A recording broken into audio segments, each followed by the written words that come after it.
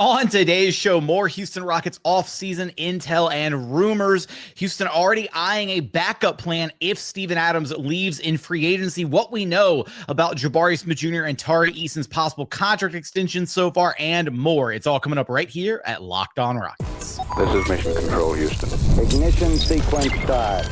6, 5, 4, 3, 2, 1.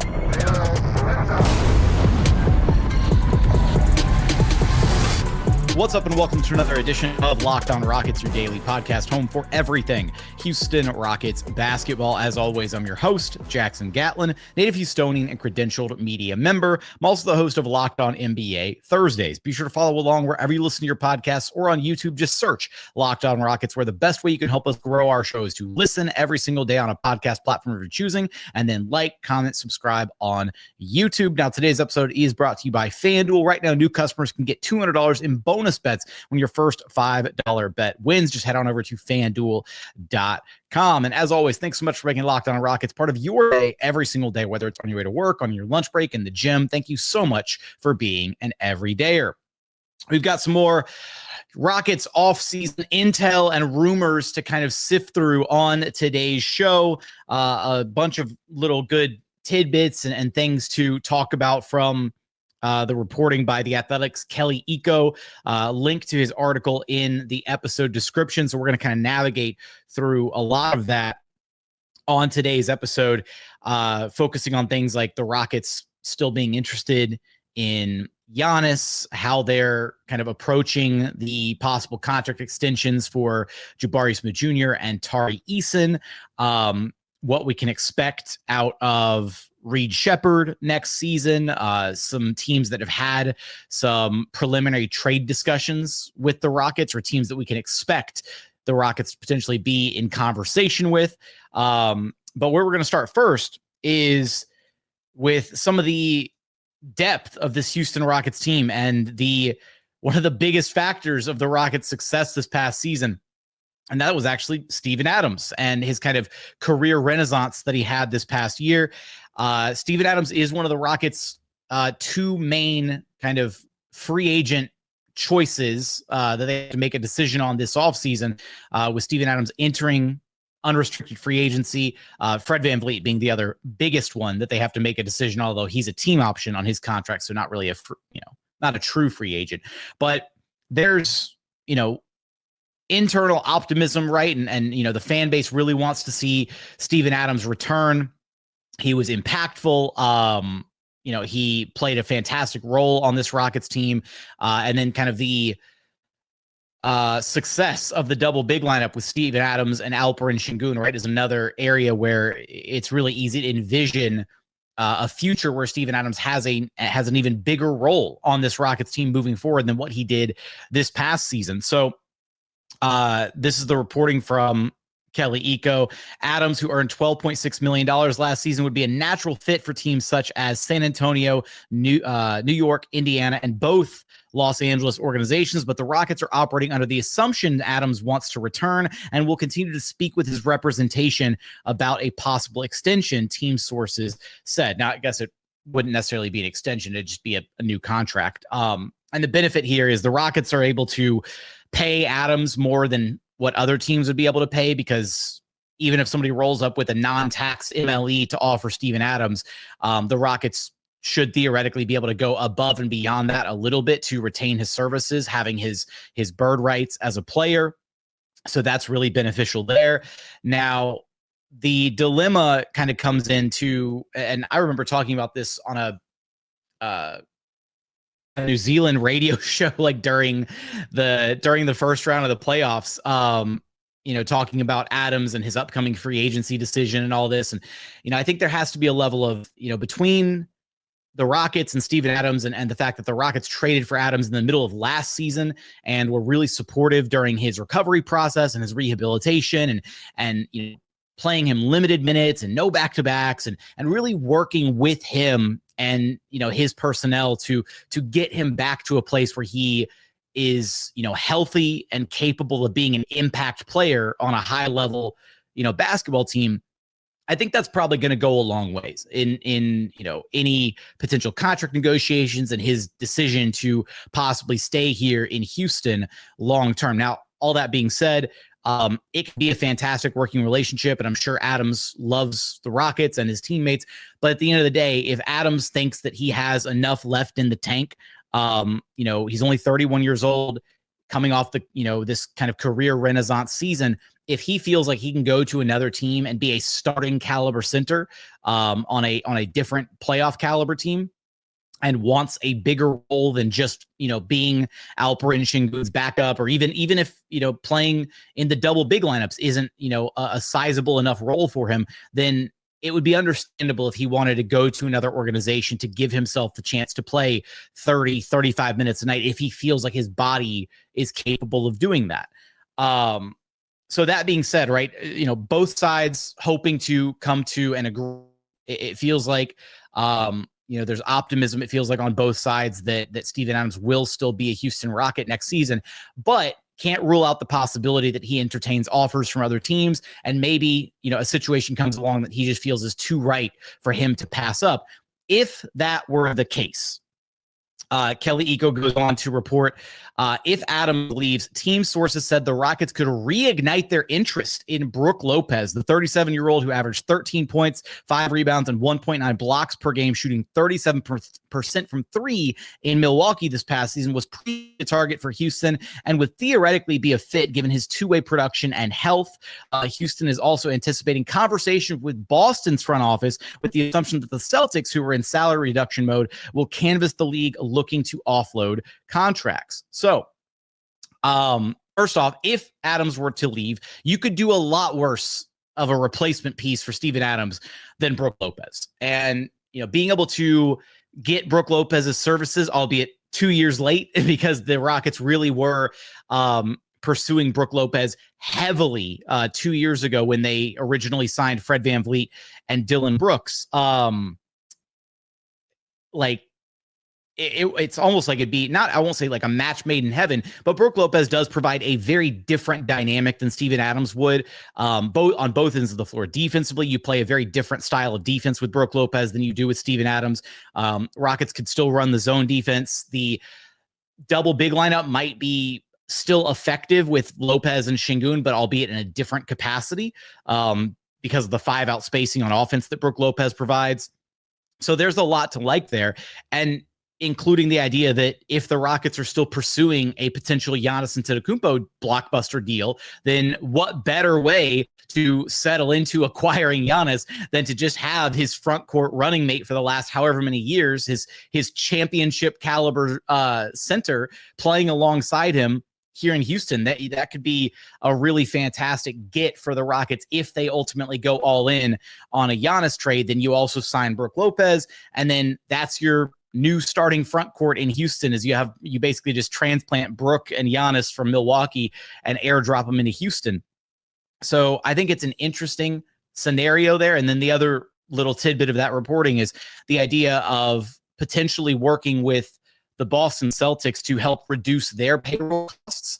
Not sure if Luke Cornett could be a potential target here. Would need to kick up the trade machine and fire up some potential options. I know that good friend of the program, David Weiner, Beam Thug on Twitter, has kicked around the idea of a few different Boston Celtics trade ideas, because the Celtics are in this kind of meat grinder situation with payroll and salary tax, and they're in luxury tax hell to the point where even very small scale trades will save them, hundreds of millions of dollars in payroll taxes. And so maybe Luke Cornett is a guy that the Rockets are able to take a look at. Maybe Nemes Keita is another one that they could potentially take a look at on the Celtics roster. So there are options there potentially for the Rockets to pursue in the unfortunate event if Steven Adams were to leave Houston. But hopefully the Rockets are able to work something out with Adams and his representation. I'd love for Steven Adams to be a long-term Rocket. I think he fits the culture of the team. He's one of the best locker room veteran presences in the entire NBA. And he works incredibly well with so many members of the Rockets young core. So he's been an important part of the success of this team this past season, getting them to 50 wins. And so it'd be a shame to see him leave after, kind of ingratiating himself so much with the fan base over this past year. But he's got to do what he feels is best for him in his career, understandably. And it's, the Rockets have no shortage of different options and directions that they could pivot if Adams does ultimately decide he wants to go elsewhere this offseason. Coming up, want to dive further into this reporting, where we currently stand and how the Rockets are kind of feeling about the potential extensions for Jabari Smith Jr. and Tari Eason, as well as so much more. We're going to get there in just one moment. First, today's episode is brought to you by FanDuel. The NBA Finals are here, and every night will deliver highlight-worthy performances, major momentum shifts, and can't-miss moments. Whether it's a game-winning shot or a breakout player, there's never been a better time to get in on the action. FanDuel makes it so easy to stay in the game before tip-off and live. With player prop, performance trends, and same-game parlays, fans have more ways than ever to play smart and win big. Which players are showing up in the biggest moments, and how could tracking their trends actually help you build your next big bet? Right now, the OKC Thunder favorites in the series against the Indiana Pacers, minus 700 to win it all. SGA is the favorite to win NBA Finals MVP. Can he three-peat with the regular season MVP award, then the Western Conference Finals MVP award, and then the Finals MVP award? Right now, he's minus 550 to win Finals MVP. So for all those odds and so much more, head on over to FanDuel.com. If you're new to FanDuel, it's the perfect time to sign up. Head to FanDuel.com and place your first $5 bet. If it wins, you'll get $200 in bonus bets. Make every moment more with FanDuel, official sports betting partner of the NBA. And continuing on here at Locked On Rockets, your daily podcast, home for everything Houston Rockets basketball. All right, before we get to the Jabari Tari portion of this, we'll hit on some notes regarding Fred VanVleet really quick. So, per Kelly Eco's reporting, Houston is expected to bring guard Fred VanVleet back, according to both team and league sources, either by picking up his team option for the 25-26 season or negotiating a new deal at a lower team-friendly salary. The likelihood VanVleet plays for a different team next season is slim, those sources said. The NBA champion has expressed his desire to stay, citing a stable team environment. Because of this, the Rockets, who have a good working relationship with VanVleet's representatives, envision him in their immediate future. But the faint possibility that VanVleet's salary could become useful can't be ignored. For example, if Houston were to pick up his team option and a superstar were suddenly available, his near $45 million salary could potentially reduce the number of outgoing players because of the contract size.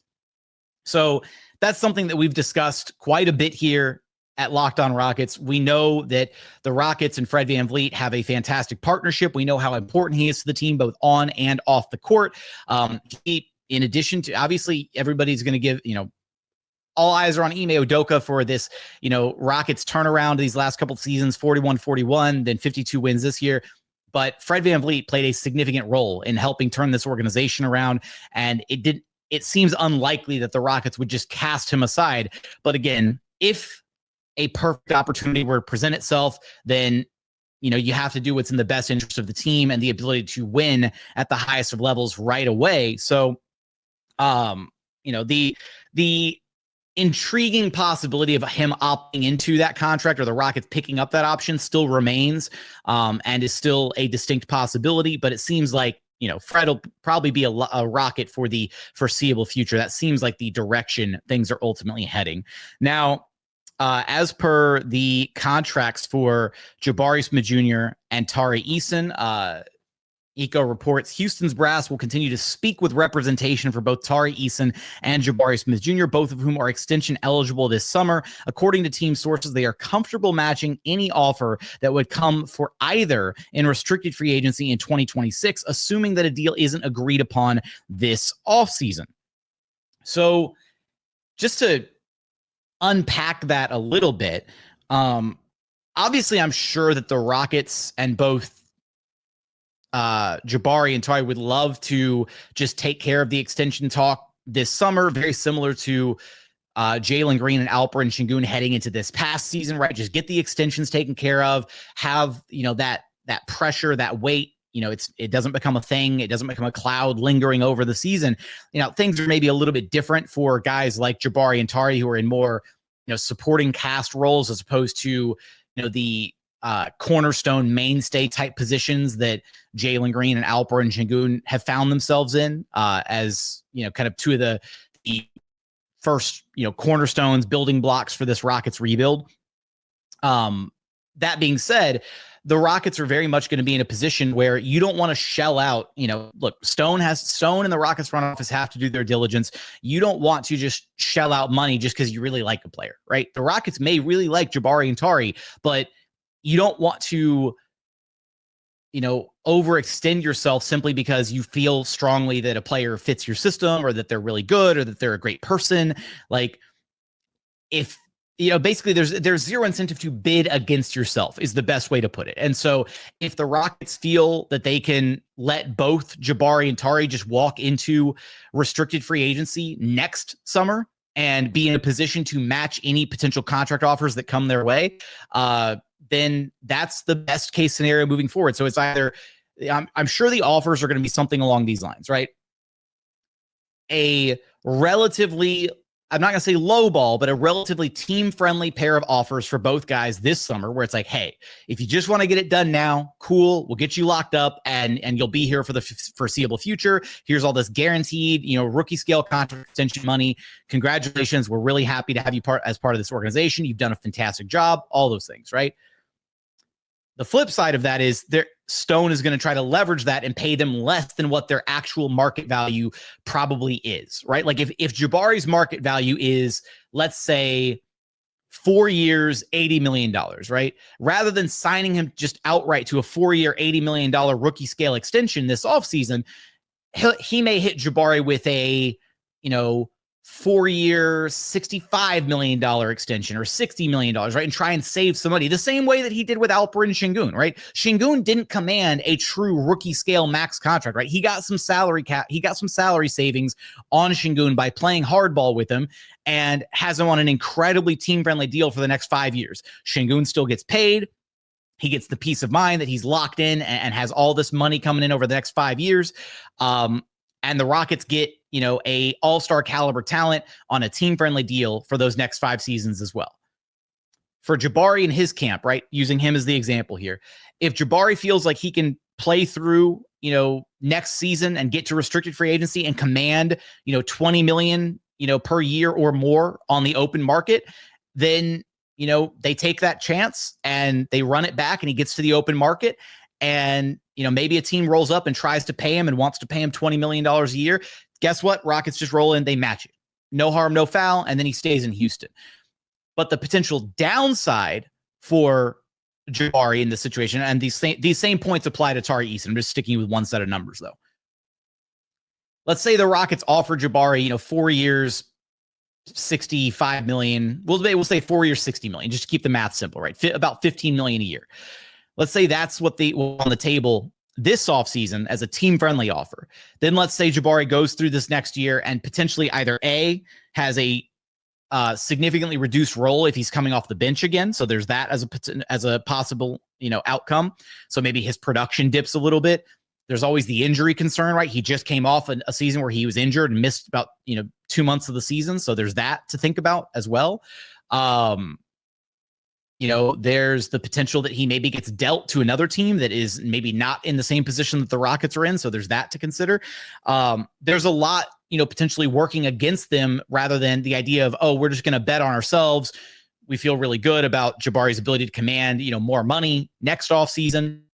And if that were to be the case, and if the Rockets and Jabari Smith Jr. were to get to summer 2026 and if there's not a ton of, free agency money out there, right? If a team doesn't want to roll up and offer Jabari the contract that he feels like he's, supposed to be worth, then the Rockets may just wind up giving him the same deal that they tried to give him before restricted free agency kicked in. But they might actually even get him for cheaper than that. That's the other thing, is if there's no competition on the market for Jabari services, then, what incentive do the Rockets have to overpay for retaining him? And so I think it's a lot it's probably a lot easier to let both Jabari and Tari walk into restricted free agency and expect to match any potential contract offers that they would receive than it is for, or than it would have been for, say, Alperen Sengun or Jalen Green, simply because there are probably would have been, a desperate team or two out there that would have come along and offered Jalen or Sengun the absolute max salary that they could have. And then the Rockets would have been forced to match that salary or lose them for nothing. But because Jabari and Tari are both more in those ancillary kind of supporting cast, role player roles, it's a lot easier to envision, oh, well, maybe Jabari makes, a team rolls up and offers him $20 million a year. And $20 million a year is totally fair market value for a guy that provides what Jabari Smith Jr. does with his size, his positional versatility, his defensive versatility, the outside shooting, all of that, right? And still a tremendous amount of upside. And then the same can be said for Tari Eason as well. So it'll be interesting to see and to monitor kind of how the Rockets handle those negotiations this offseason. But if I had to bank on, the Rockets being more open, right, to the idea of revisiting the contract negotiations with both of those guys next summer, I think that's a stronger possibility than what happened with Jalen Green and Alperen Sengun, where they probably felt a little bit more pressure to get deals done with Jalen and Sengun to prevent them from breaking out, which would have been this past season, breaking out and having all-star caliber seasons and then commanding a lot more money on the open market. It's not like Jabari and Tari are going to really be afforded the opportunity to really have, quote unquote, breakout seasons to where they would command, 25, 30 million plus the following offseason. So that approach makes a lot of sense if you're the Rockets. Coming up, teams that have expressed some trade interest in Cam Whitmore, actually, and then expected role for Reed Shepard next season. Giannis Antetokounmpo still a target and more. We're going to get there in just one moment.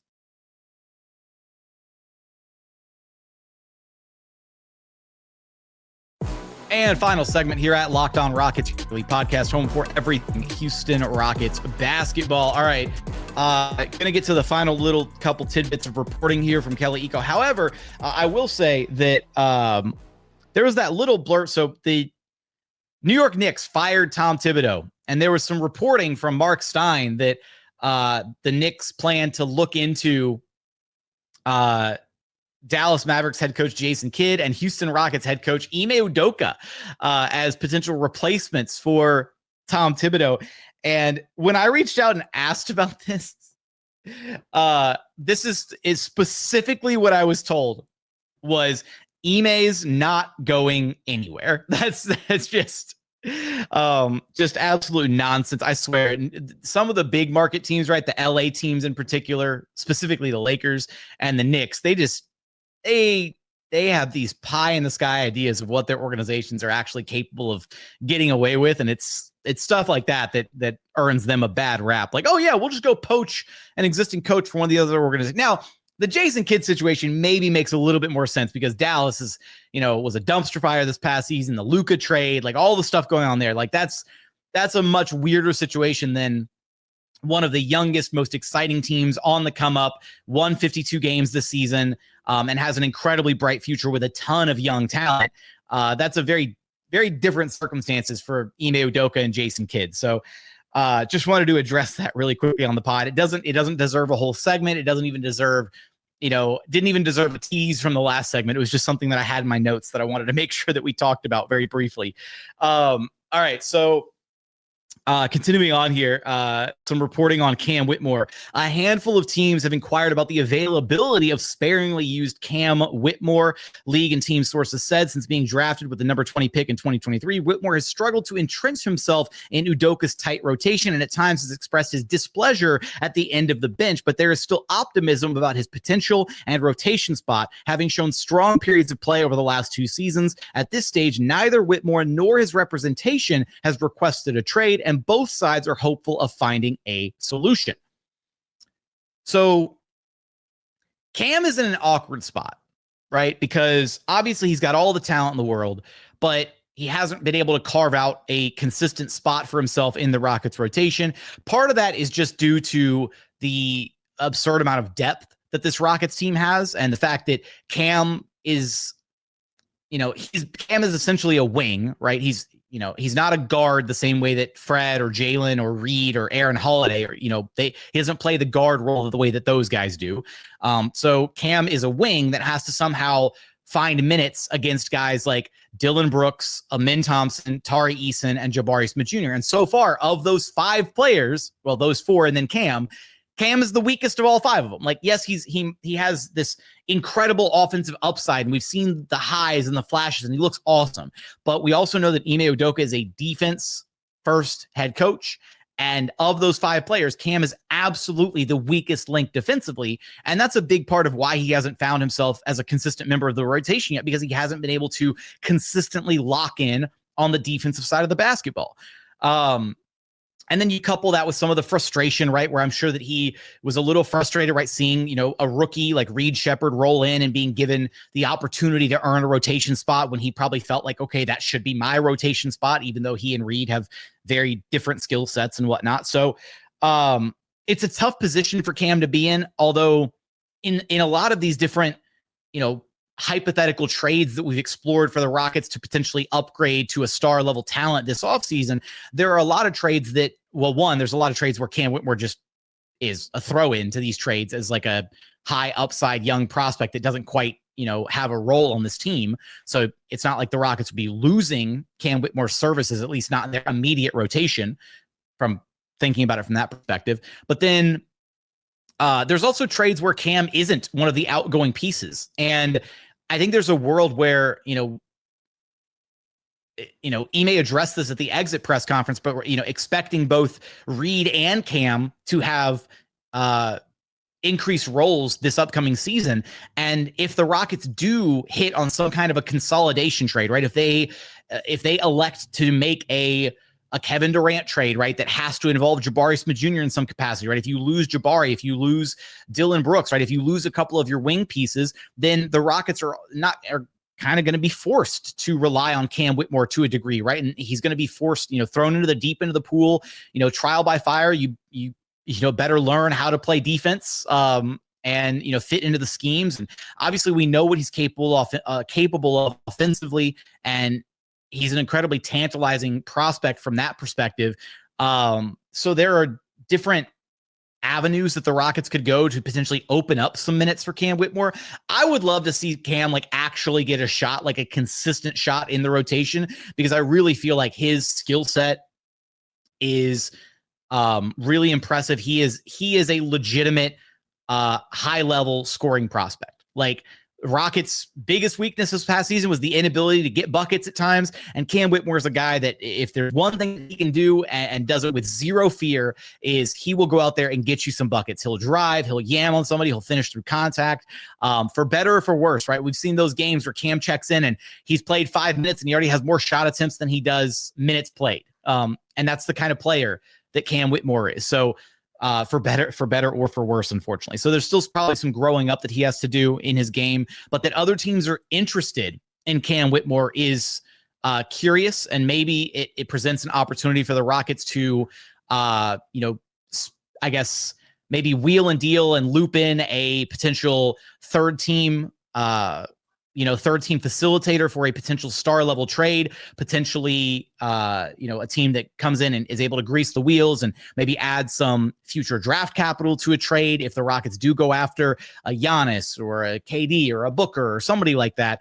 And again, even like the one that I suggested the other day was, Cam Whitmore being sent to Washington and Washington relinquishing the swap rights on the Phoenix Suns pick that they own for next season. If you were to do that as part of a potential 3-team trade to acquire one of Devin Booker or Kevin Durant. So there are options there. And it's not surprising that teams are inquiring about Cam Whitmore, because he's got this tremendous ceiling. And I'm sure that other teams are looking at Cam, licking their lips thinking, man, he would be fantastic in our system. We'd love to give him, 30, 35 plus minutes a night just to see if there's some star level talent there, because you look at Cam Whitmore, at least his potential, right? He has some star level scoring upside in his game. Elsewhere, there was another little anecdote about Reed Shepard and his role this upcoming season. Nothing, I guess, groundbreaking or new compared to what we know about, from the exit press conferences, but just the expectation that, Reed is going to have the word choice here was vastly expanded role, team sources said, citing Shepard's floor spacing and IQ as much needed qualities for a Rockets team that struggled in the half court this past season. And that's understandable, right? Reed wasn't ready for a bigger role this past year. But behind the scenes, Rockets are still incredibly high on him. He is not going to be a throw into any potential, star trade. He's not just going to be an afterthought of like, oh, well, we want to go get Giannis. So like, here's Reed Shepard as like a sprinkling into a Giannis trade offer. The Rockets are going to be trying to hold on to Reed Shepard for a very long time. And he's really the only prospect that they haven't gotten like a true, up close look at with like any extended stretches of play against other NBA competition. Obviously they see what he, looks like in practices and non-game situations and whatnot. But, Reed just wasn't really afforded that opportunity this past season. And going into this next season, I fully expect Reed to be in a position where he takes over those backup guard minutes that Aaron Holiday started to fill this past year. And so the Rockets kind of trio of ball handlers this next season, assuming they run things back and there's no major changes, it's going to be Fred VanVleet, Jalen Green, and Reed Shepard. And then, still got to sprinkle in some on-ball reps for Amin Thompson as well. But that's kind of your trio or your quartet of primary ball handlers for the Rockets next season with, again, Reed Shepard's, floor spacing, the playmaking ability, like all the stuff that he brings to the table, hopefully after, 1 year of getting up to speed, playing against NBA level competition, although sparingly, right? But being part of the Rockets practices and being in those film study sessions and, just being part of an NBA program for 1 year. Hopefully he comes in next season and the game has slowed down for him. It gets to a place where he's a lot more confident and comfortable in his role. And the few games that we saw where Reed started, like in place of Fred VanVleet, the games where the Rockets like punted, like the crazy one against OKC where he just like went off, like Reed had some really good games where he was given the runway to kind of make errors and really just kind of play within himself. And we obviously know he went down to RGV and just flat out cooked down there. The talent is there. And there are a lot of pundits, a lot of analysts that really feel like if Reed Shepard had been on, a bad team, that he would have been a runaway favorite for Rookie of the Year this past season. So Reed's not going anywhere, and it's exciting to hear that the Rockets are fully invested in making sure that he's a bigger part of the team this next season. That's certainly one way to address some of the shortcomings of this team, the outside shooting, and adding a little bit more creation ability to this roster for a team that does struggle with shot creation at times. So wanted to hit on all those little notes from the intel and reporting from the Athletics' Kelly Iko. Again, I'll put a link to the article in the episode description. Coming up on our next episode, we are going to explore some trade possibilities because it does sound like from multiple different sources, it sounds like the Rockets are very much open to the idea of trading down or trading out of the draft entirely with that number 10 overall selection. So we're going to be visiting that in our next episode. So don't miss out on that conversation. Definitely want your thoughts on everything that we discussed in today's show. How would you feel about the Rockets pivoting to Brook Lopez if Steven Adams leaves? What kind of a contract are you comfortable with the Rockets offering Steven Adams potentially? Didn't actually have time to hit on that, but curious your thoughts in the YouTube comments. How do you feel about Jabari Smith Jr. and Tari Eason potentially going to restricted free agency instead of inking new deals or contract extensions with them this offseason? Give me all your thoughts in the YouTube comments. Remember, the best way to help us grow the show is to listen every single day on a podcast platform of your choosing, and then like, comment, subscribe on YouTube. But as always, thank you so much for watching. Thank you so much for listening. And we look forward to having you back right here at Locked On Rockets, your daily podcast home for everything Houston Rockets basketball.